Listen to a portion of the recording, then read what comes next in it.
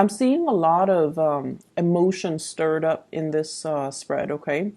And I feel like it oscillates between like distrust and also frustration and a little bit of anger. And so whatever you do, try to, maintain your composure for this week. And especially when dealing with, people you care about, people you love. Aiming to be a little bit more objective when it comes to communication. So for example, if someone is saying like, "Hey, sorry, I missed you last time. How about we catch up this week?" And you're kind of like, "Oh, when I needed you last week, you weren't there, and now you're here. When you're, like when you're free." So be a little bit careful about, not adding fuel to the fire. If somebody's communicating, just take whatever they say at face value, and don't inject that sense of cynicism or that sense of mistrust into the communication, okay? And the reason I say that is at the center of the spread, how you and your significant other or your crush are dealing with each other, we have the moon. And the moon deals with confusion. It also deals with overall. And your energy is very directed. You're very concise with communication. You're very clear. With you, everything is like yes or no. Do you like this or don't you like this? Like you're very decisive. You own your feelings. You own your emotions, and you know how you feel about somebody at all times, okay? So with the moon, it indicates to me you possibly dealing with someone who's very wishy-washy. Yes, there is a strong emotional connection, but there is also a sense of mistrust and a sense of like jealousy coming into the picture as well, where somebody says something, one thing, and they do another, or their actions are not very consistent with their words. And so, or they're not even communicating clearly. You ask them, one thing, and they respond with another. You can say like, "Hey, let's meet up at 7." And then they're like, "Oh, 7's not good for you, for me," but they don't give you an alternative, like time. So dealing with somebody who could be very wishy-washy, non-committal, not so much non-committal, but the way they communicate kind of sucks. And I feel like your patience is wearing thin with this person. And I feel like, this is not a one-time thing. I feel like it's been happening, over and over and over again. You could have been pursuing this person for like 2 months, and you're realizing these patterns about them. Okay, so I feel like most of you are coming in with new relationships. For those who are in stable relationships, there's still, I see arguments and things brewing because somebody's not taking care of their responsibilities. But overall, I feel like, people who are newly out there dating, there's like confusion when it comes to your partner. This is your energy, the Two of Wands. Usually, this is like being at a distance from a partner. Some of you could be traveling for work, and some of you have a lot of responsibilities where you have to do overtime, where you have to work on the weekends, where you've been getting out of the house, you've been like very busy, I feel. And with the Two of Wands, it's sort of like it's a relationship card, but one person is not in the picture.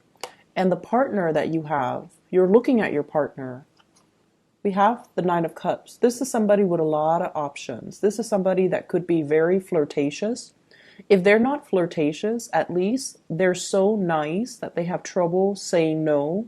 They have trouble turning down offers. They're not very clear to reject people, and they're not very clear about telling people, "I'm not interested, take a hike." So they have a lot of onlookers kind of lurking around, hoping to, get an in. So you have someone who's quite popular, who's very likable, who is quite popular, very likable, easy to be around with, quite fun to be around with, very sweet, loving, affectionate. But they might have a lot of options around them. And I feel like for those who are trying to, get this person, I feel like they're looking elsewhere. Their attention is elsewhere. And so I almost feel like you want to possess this person. I almost feel like you want to kind of like corner them, not so much like physically, but so that you can get a clear, concise answer out of them, and so that you can get a clear, idea as to how do you feel about me? Is this, are you serious with me, or should I, stop wasting my time with you? And you're not really getting any type of a, verbal yes or no from this person. They're very evasive. And what I have here is the Seven of Wands and the Tower. The Seven of Wands is, it's a relationship, I feel like, from your end where it's very challenging, it's very hard, and I feel like it's affecting your self-esteem from one moment to the next. If you're dealing with someone who's very wishy-washy and they're not able to commit to you, or they say one thing and they do another, it's almost like it just feels to me like it's very difficult. And with the Seven of Wands here, this is almost like all the energy, all the frustration is directed at one person. So I feel like this is your energy towards them, trying to get them to be clear, trying to, and even with couple people, I feel like there might be falling outs, there might be arguments coming into the picture, okay, with the Tower. And I pulled out two cards as well to clarify the Tower, just to see what we're looking at. And we have here the Seven of Cups. This is like fantasy not made into reality. And I have some people as well. This is internet based types of communication where somebody's looking at other pictures, where somebody is like possibly talking to other people, texting other people. And we have here the Ace of Cups. So this seems to me like it's a revelation about, where you stand with another person. Are you like the way that you feel about them? You might really like them, but you might not be the only person that they're talking to. And then I also feel like, coming to the realization that maybe this is a lost cause because, you built this person up. Like you saw the image of them, or you saw like, the fantasy of them, but in reality, they might not be the suitable partner for you. So I feel like something is coming to light where you are going to make a reassessment of this relationship, and you might not, I feel like you might not feel like they're giving you their undivided attention, and their attention, their energies are scattered elsewhere. And I feel like you're dealing with a big flirt. You're dealing with someone, not so much a heartbreaker, but like they like the attention. Okay, they like the attention that's given to them. And then on the flip side of that, I also feel like you're dealing with someone who has trouble rejecting suitors. And so they kind of keep people hanging on, not because they like the attention, but because they have trouble saying no.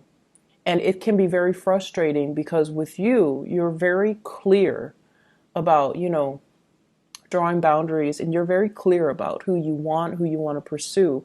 So that element, I feel like there's frustration associated with it, okay? The second spread here, I feel like for many of you, you're planning to receive guests to come to your place, or you're planning to take a trip with friends to venture out. I feel like some of you just want to get away. There's this element about, wanting to get a new start, wanting to like just sell your house, get rid of your stuff and move to a different location. So I'm feeling this sense of like wanting to break out of your shell and have a new experience. Okay. Do something new, do something amazing, and just, plotting the next trip, the next location, the next job, the next vacation even. So I see a lot of that coming into the picture. I don't see financial issues, so no news is always good news. But what I do see is you want a partner in crime, okay? You're more than capable of doing things on your own, but I feel like a lot of the times you're very hesitant. You want a partner by your side, either a friend that you can travel with, somebody that you can go and have lunch with, even a dog that you can take for a walk. But I feel like there is a sense here of not wanting to do things on your own, and that can really hold you back in a lot of the major decisions that you're making. If life is so contingent on having another person by our side, you might as well be like a Gemini or a Libra rather than an Aries. So you're given the Aries energy for a reason, because when you start things on your own and not have to wait around for other people, there are no logistical issues, okay? Because you started, you know where you are, and you can basically plan things and to cater to yourself. So I feel like in a way you might have come to this week, with the realization that I've really held myself back in life. I keep waiting around for people and they don't really deliver what they promise, okay? And then I also feel for many of you as well, like waiting on guests, so that energy, it's like waiting to coordinate to so that the two of you can meet up, or they're coming to visit and they're going to stay overnight, or they're going to stay over the weekend and things like that. And I also have as well the Seven of Cups, and it's showing up before in the love reading as well as now. And this card usually indicates the fantasy, okay, conjuring, dreaming, wondering what if. And I feel like for many of you, there's a warning here about, not going back to the past. And they're saying like finding a new place, finding a new location, not getting pigeonholed into like.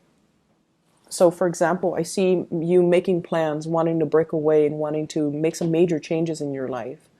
And they're saying as well, don't go back to the past, because you're looking back at the past and there's some blockages here. And it's sort of telling you, for example, if you're thinking about, I want to quit this job, I'm bored, and I want to go back to my previous job, going back to the past is probably not a good idea, okay? Or there's that ex that was always, interested in me, or that guy from high school that's always interested in me.